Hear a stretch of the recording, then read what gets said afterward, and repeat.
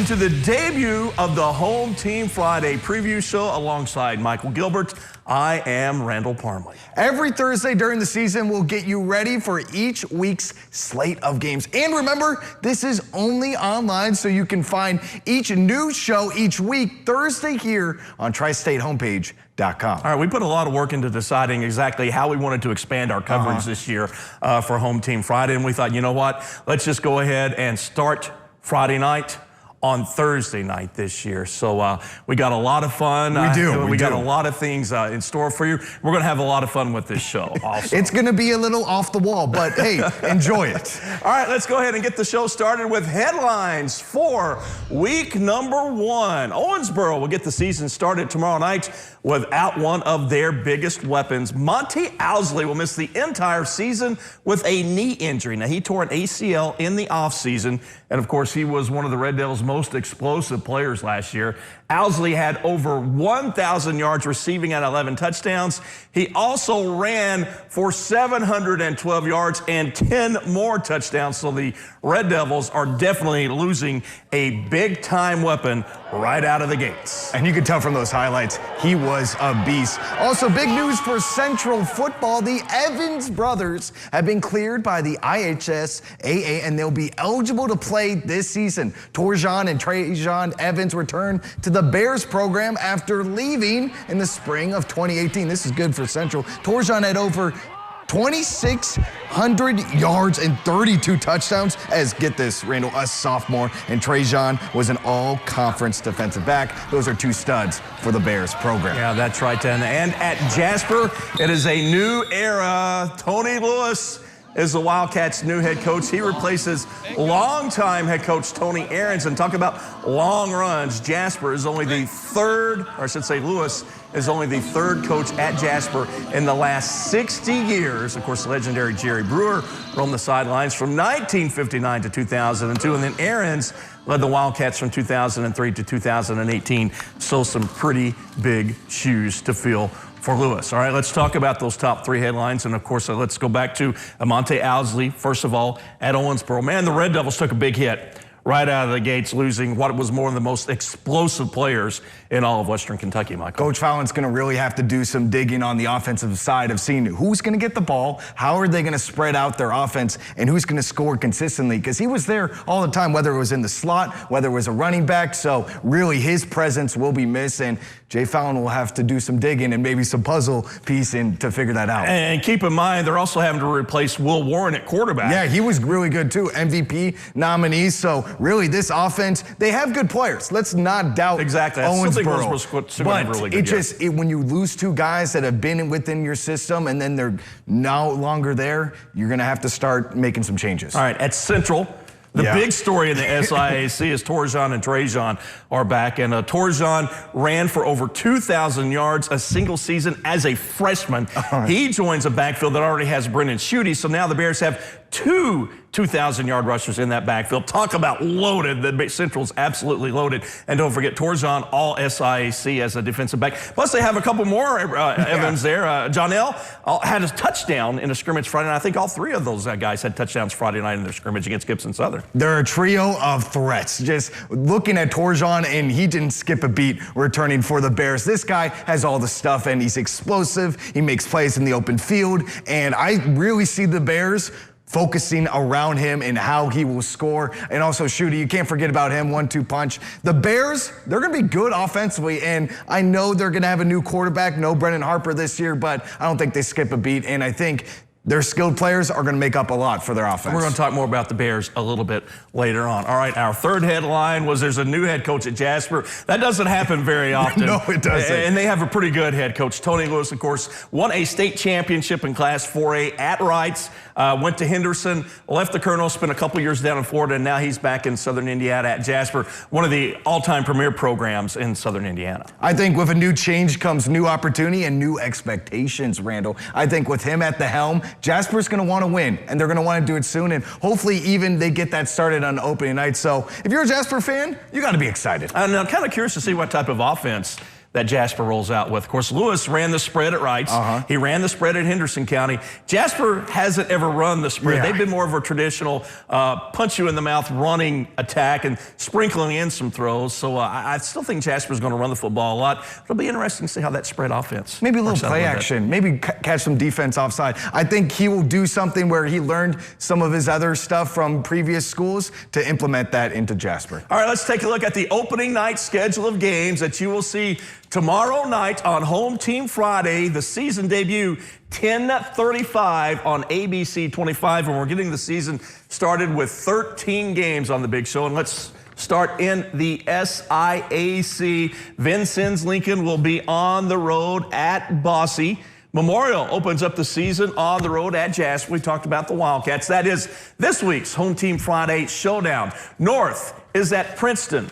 Wrights is at Henderson County, and by the way, that is our TV game this week. You can see that one live at 7 on the CW7, and the aforementioned Central Bears open up the season at Terre Haute South. Tecumseh kicks off the new campaign at home, taking on North Davies, and Forest Park hits the road, traveling to Huntingburg to take on Gibson Southern. Heritage Hills will be at Mount Vernon, and South Spencer is at North Posey, and Southridge will be at Linton Stockton. And in Kentucky, Madisonville will be at Union County, maybe the best game in Western Kentucky on opening night.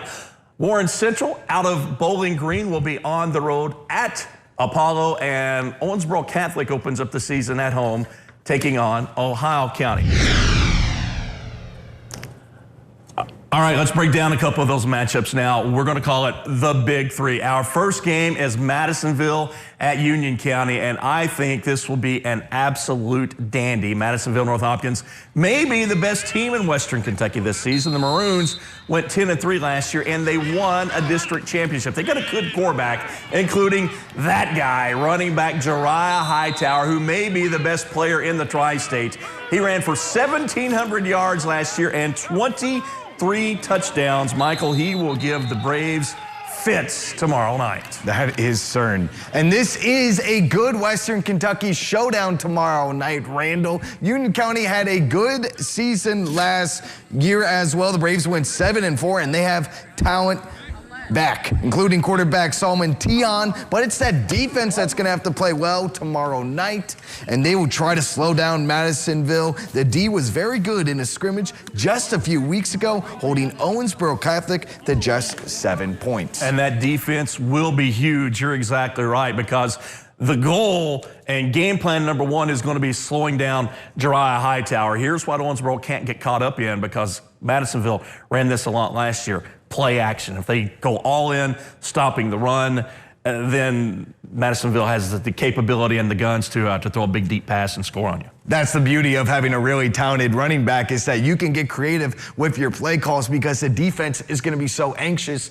wanting to know how they're going to use Hightower. And I think for Union County, it's not how many points Hightower will score, it's how often will you stop him on those critical third down plays. All right, let's head across the river now and go to Jasper, where Memorial opens up the season, and it is a new look for the Tigers this year. Gone are Michael Lindauer and Branson Combs, one of the best quarterback wide receiver combos in SIAC history. Oh, but there's still a lot of talent at Memorial. The cupboard is far from bare. I think it will be the defense leading the way for the Tigers this year, and I expect that D to play well against Jasper tomorrow, who is installing a new system. And Mike, tell us about that new system and the new coach. Well, yeah, it's a new look for the Wildcats offense this year, as Tony Lewis takes over the program, and at this point, I'm not sure anyone knows what to expect from the Wildcats. A team finished strong last year, but lost some big-time talent due to graduation. And one thing we do know, Randall, about Jasper is those kids are proud, and Jasper is one of the best programs in the state. I would be surprised to see Jasper's offense be really effective tomorrow, but I think the Wildcats will get better as the season progresses. All right, let's make no bones about it. You can't replace Michael Lindauer and Branson Combs. You can't do it.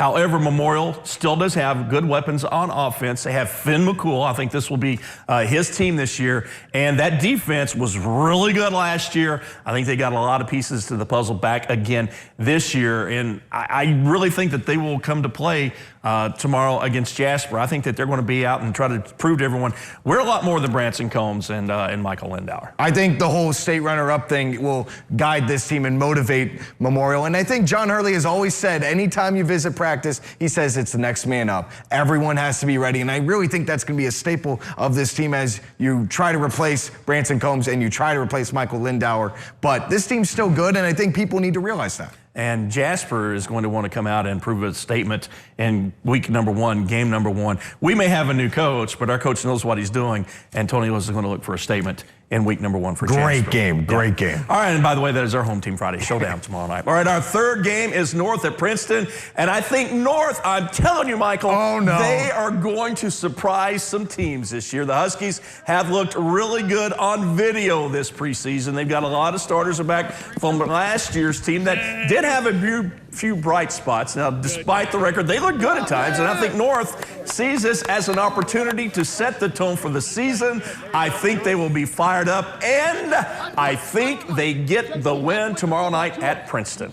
Rand, I don't think they get the win. I do think North does look better than last season by a lot of different looks. But if you look at Princeton, Princeton will definitely have something to say about that. And I think the Tigers offense has a good chance to be good this year. They have experience back, and this team is hungry to turn the corner just like North. The Tigers have gone 3-7 in each of Jared Maynard's first 2 seasons. I think this is a sneaky good game, but Randall, I'm going to have to disagree with you. I think Princeton has this one. Ooh, you know, this is I think it's technically on paper it would probably be a column game. Yep. But again, I think North is going to surprise some people this year. I think that a lot of teams are going to go in and they're going to think this is the same old North team that we've seen for years and years and years. And they're going to be surprised because I'm telling you, from what we have seen in practice, the Huskies have looked really good this year. I bet they win 5 games this year. I think they up the win total. I think they're around that mark. Joey Paradin has done a great job establishing a much better, I would say, winning culture there, and just trying to get people on board. But Princeton, I think they have too much to play for, and they got some players as well. Yeah, and I think Jared Maynard's team has really done a good job setting a precedent for that program. All right, moving on now. Every week on Home Team Friday, everyone sees Michael and myself and Jessica out in front of the camera, but there's also a ton of people behind the scenes every week that make the show work. We thought it would be fun to put one of those people in front of the camera every Thursday. Chris Veach, he's our producer, great one at that. And every Thursday night, he is going to give us a few unique stat nuggets from the Big 3 games. So now let's bring him in right now with his first weekly appearance, debuting for the first time. It is Chris Veach and his Nuggets of the Week. Hey, great Veach. polo, too. Look at that. What's up, guys? All right. This is Veach's Nuggets of the Week, where I will be breaking down some interesting stats for our 3 big games this week and handing out some crispy nuggets to each team. So let's dive right in, starting with Madisonville North Hopkins at Union County. Now, the legendary Bear Bryant coined the phrase, offense sells tickets, but defense wins championships. And last season, defense was the key to success for the Maroons, allowing an average of, get this, only 190 yards a game. 10 of their 13 games, they held their opponents to 20 or less points. But one of Madisonville's 3 losses last year were to the Braves of Union County. And here's the bizarre part. The Braves rushed for minus 43 yards in last year's matchup. So how did they win? Well, passing for 218 yards certainly helps. And by the way, this will be the 14th time these 2 teams have played each other since 2000. And the Braves have only beaten the Maroons 4 times in that time span. Now, let's hand out some nuggets. Madisonville, I love defense. Your stingy defense gives you a 10-piece this week. Union County, you found a way to take down the Maroons last year, but you have struggled in this series. I'll give the Braves a 6-piece. Now, back home in Indiana, let's switch to the Hoosier State. Memorial at Jasper. You know, Central will have its 3rd coach in 3 seasons. But Jasper has only 3 coaches since 1959, as Randall said. The legendary Jerry Brewer's long tenure lasted from 1959 to 2002. His apprentice, Tony Aarons, took over from 2003 to 2018. And now it's the Tony Lewis era. Think about that. Brewer and Aarons coached at Jasper through 12 U.S. presidents, starting all the way back with Dwight D. Eisenhower. And Jasper football is consistent when it comes to winning. The Wildcats' last losing season, 1989. Now, this is the 23rd straight year Memorial and Jasper opened the season against each other. And while Memorial has won the last 3, Jasper has dominated this series, winning 16 of the last 22 matchups. Obviously, Memorial is coming off 2 of its best seasons in school history with back-to-back trips to Lucas Oil Stadium. And the last time the Tigers lost a regular season game, you got to go back to September 29th, 2017 to Central. And John Hurley is building a winning dynasty at his alma mater. 87 wins in 11 seasons with 6 sectional championships. 2 teams with a lot of success and winning traditions. I have both Jasper and Memorial each getting a 10-piece. And you know what? I'm going to throw in a little extra honey mustard and barbecue sauce on the side. I love winning programs. Which brings me to our final matchup. North at Princeton. 2 programs looking to get out of the cellar of their 2 conferences. Let's start with the Huskies. The past 12 seasons have been a dirty dozen for North. That's because they haven't had a winning season in 12 years. And last time the Huskies won a sectional title, the year 2000. Is that bad? It's not good. Things aren't that much better for the Princeton Tigers. Princeton has only won 3 games the past 2 years under Coach Manders after Waylon Shank posted 3 winning seasons. Now let me take you all the way back to 1986. The Spaceship Challenger exploded. The Chernobyl disaster happened. Mike Tyson became the youngest heavyweight champion, and Ferris Bueller had his day off. It was a crazy year, and it was also the last time Princeton won a sectional championship in football. Oh, and by the way, this guy wasn't even born yet. This one is tough, but you know what? I'll give each team a 4-piece for effort, and I do predict they will have better seasons this year. There's a lot of hype around these 2 programs with a lot of excitement. And with it being the last time these 2 teams will face off with the expanded SIC and the rest of the Big 8 teams join the pack. All I have to say to both teams this season, make it count. And you know what? Just because high school football season is back under the Friday night lights, that's a 20-piece right there, baby. Those are some good nuggets. Those are my nuggets for the week. Randall and Michael, I'm going to send it back to you guys. Well, definitely some very good nuggets that you're doing there. That was a great job, Veach, as always. Spicy, I like it. Wayne, we can't eat all these. Wayne, yeah, come in I'm here. double fisting right now with the nuggets. Have some lunch, Wayne. Yeah, Veach's nuggets. Yeah. Go ahead and have some Veach's nuggets. Score. Good job right there. We might need more nuggets because he had 10, 20. We might need to get 100 nuggets. That was a good job right there. All right, moving on now, Michael. We're got another big segment coming up. Each week here on Home Team Friday in our preview show, we'll take a look at who we think the top 5 teams are in the Tri-State. All right, so let's take a look at our first power rankings of the season. Week number 1. I'm trying to finish these Veach's nuggets right there here. You are. I like Central at the top of the list. The Bears are loaded with a pair of single-season 2,000-yard rushers in Torjon Evans and Brendan Schutte. Coming in at number 2, I'm going to go with Gibson Southern. Brady Allen, maybe the best young quarterback in the state. He already has offers from Indiana, Purdue, and Virginia Tech. Notre Dame, Ohio State, and Oklahoma State are also looking at Allen. The Titans have some weapons to go along with him, most notably Mitch Spindler and Ben Butler. All right, I have Madisonville, North Hopkins, so we can get the graphic coming up at bat number 3. The Maroons lost 10 games last year, won 10 games, I should say, and a district championship. Guys, we can go ahead and pop my Power 5 back up. A lot of talent returns, including Jeriah Hightower, which we talked about as one of if not the best running back in Western Kentucky. At number 4, I'm going with Memorial. As we mentioned earlier, Michael Lindau and Branson Combs are gone, but the defense will be very good again this year. And at number 5, tough pick here, but Boonville gets the nod. The Pioneers went undefeated in the regular season last year.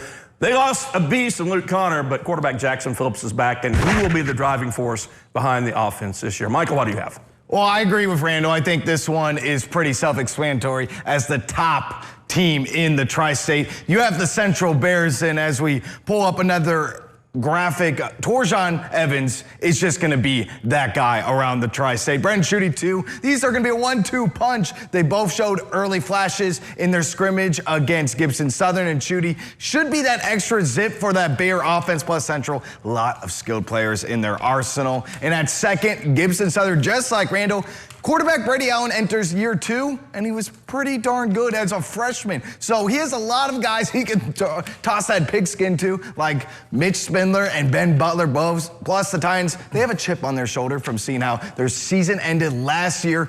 Memorial, I think they sit at third. I think they really reload and they pick up right where they started from last year. And just like Lee Corso, ESPN personality, says, not so fast, my friend. Not so fast, and I really want to exaggerate, not so fast. Tigers, they return a core of starters, and they have plenty of postseason experience without their star quarterback, Michael Lindauer, and Memorial still has fire in their bellies, considering last year's loss in the state championship. And the Pioneers, well, they're going to take the 4th spot. Folks may think Bloomville can't reload without Luke Connor, but this is a team that just is coming off arguably one of their best seasons in program history. So, and then I just love Castle at number 5. So those are my top 5. All right, let's take a look at our picks for the week on who we think will win in week number 1. We're going to do this every week as well. Our staff picks, Michael, Jessica, Veach, and myself, picked 3 games for the week, and if we can go ahead and pop that graphic up, and we'll talk about those picks. I like Wrights, Memorial, and Madisonville North Hopkins